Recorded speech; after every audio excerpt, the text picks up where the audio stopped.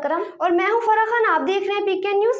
सबसे पहले मंडी बहावलदीन थाना सिविल लाइन की हदूद में डाकुओं का खवातीन बच्चों को यरगमाल बनाकर लाखों रुपए का माल और नकदी जेवरात लेकर फरार। मजीद तफसीलात डॉक्टर मोहम्मद रियाज खोखर की इस रिपोर्ट में। थाना सिविल लाइन के इलाके शफकत आबाद में डकैती की वारदात। 3 मुसल्लह डाकू खवातीन को यरगमाल बनाकर लाखों रुपए मालिक के जेवरात और नकदी लूटकर फरार हो गए।